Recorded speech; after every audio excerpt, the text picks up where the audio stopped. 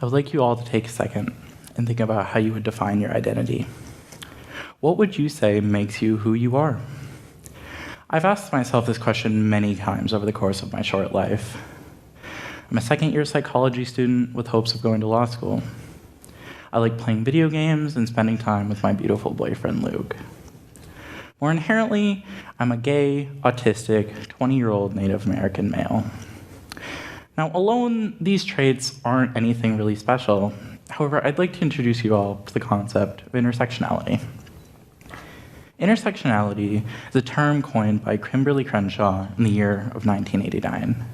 She used it to describe how systems of power affect those who are most marginalized in society. Now, in slightly simpler terms, this means that every social categorization group that we fall into, such as race, class, and gender, all interact to create unique forms of discrimination and disadvantages in each one of us. Now, as backwards as it may seem, I don't like to think of this as inherently a bad thing. It allows each person to have a different perspective on life. Everyone brings something new to the discussion table, and it allows for new advancements to be made every day. Unfortunately, though, there's a darker side of this that I believe is equally unacknowledged. This nihilism and anger you see all the time online, the depression built into a generation born at the turn of a century, and ultimately a skyrocketing self-harm rates in an age that claims to celebrate all identities. LGBTQ youth are 3 times more likely to self-harm and 4 times more likely to attempt suicide when compared to their non-LGBTQ peers. About 35% of Native American youth in the last 6 months have seriously considered suicide, which is 25% higher than the national average.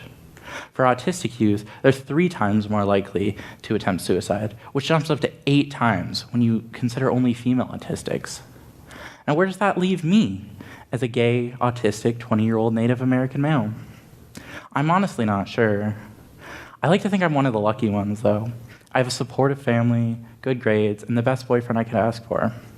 Sad fact is, most who's walked a day in my shoes can't say the same, though. Only about 1/3 of LGBTQ youth are accepted by their families. Another third face active parental rejection, with some being forced to leave home or being shunned by their families. A final third are forced to hide their identities until much later in life, never getting to experience true freedom in their youth, when all it took was one accepting adult in their lives to reduce the risk of suicide by 40%. For autistic youth, social isolation and poor access to healthcare are the main reason why their rates are so high. If I can tell you anything about having autism, it's that it makes it incredibly hard to relate to the people around you. At best, you can mask and adapt how people think you should be. At worst, you can spiral and feel more lonely than you think anyone in the world can. Finally, Native American youth have more overlooked issues than any others. Native American men have the highest suicide rates of any group, and Native American women are some of the most missing and murdered people in our country.